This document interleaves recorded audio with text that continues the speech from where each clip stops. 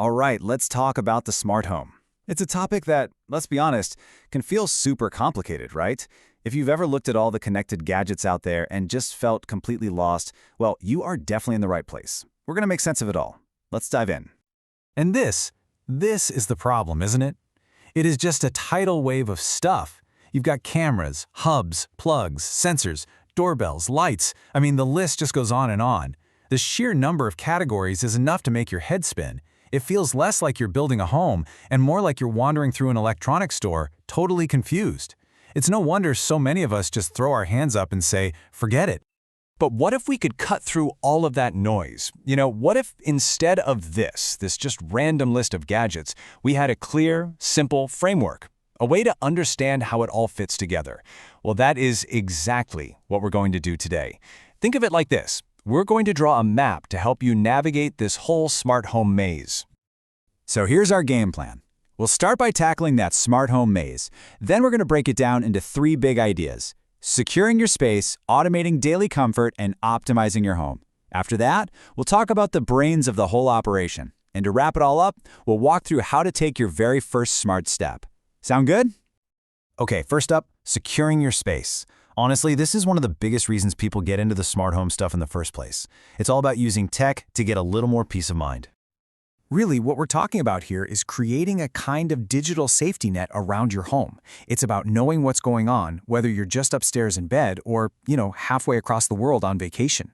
It really boils down to protecting what matters most, your space and the people inside it. So the best way to think about this is like a team. You've got your smart doorbells and cameras, those are your lookouts. Smart door locks, they're the gatekeepers. Then you have door and window sensors and motion sensors. Those are like your perimeter guards, right? They tell you if something opens or moves when it shouldn't. And hey, it's not just about what's happening outside. Things like smoke, CO, and even water leak detectors are protecting you from threats that start inside your home. When you put them all together, they create this really comprehensive shield. All right, let's switch gears a bit. We've talked about protection, now let's talk about convenience. This is where the smart home stops just being a guard and starts being an assistant. It's where it really starts working for you, handling all the little things so you don't have to.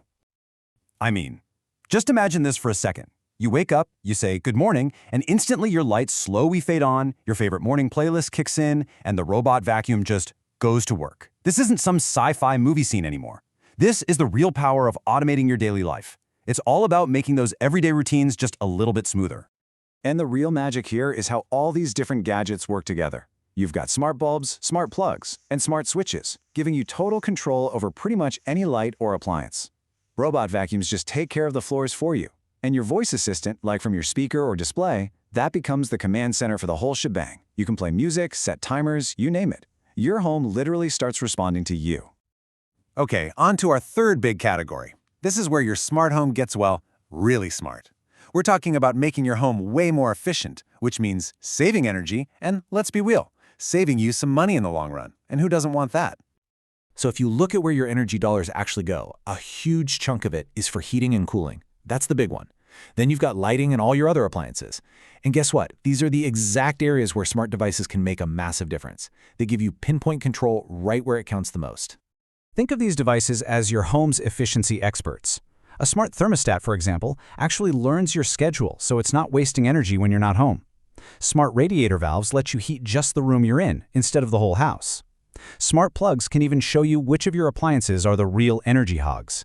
And all these little sensors for temperature and humidity, they give you the data you need to make smarter, money-saving decisions. Okay, so we've sorted all these gadgets into our three main buckets: security, comfort, and optimization.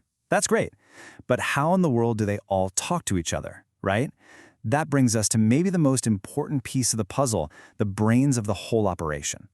And what we're talking about is something called a smart home ecosystem. The best way to think about it is like the central nervous system for your house. It's the platform, usually run by a hub or a voice assistant like Alexa or Google Home, that lets all your devices communicate. It's what allows, say, a door sensor from one company to tell a light bulb from a totally different company to turn on. Seriously, without an ecosystem, all you have is a bunch of cool but totally disconnected gadgets. And here are the big players you'll probably recognize: Amazon's Alexa, Google Home, Apple's HomeKit, and for the real tinkers, there's open source stuff like Home Assistant.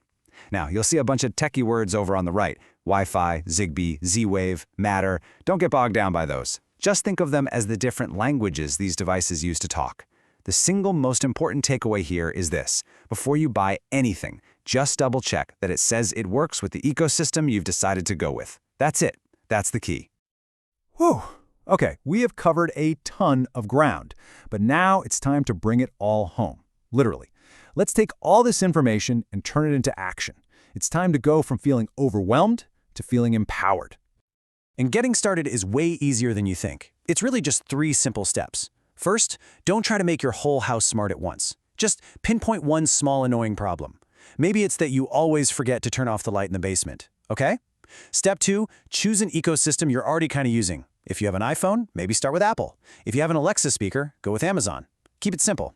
And finally, step 3, just buy one device to solve that one problem. For that basement light, a single smart plug could do the trick. That's it. You're on your way. You know, Mark Twain really nailed it when he said, "The secret of getting ahead is getting started." The goal here is not to build some futuristic, super complex smart home overnight. Nope. The goal is to just start small, solve one real problem, and then build your confidence and your system from there, one little piece at a time.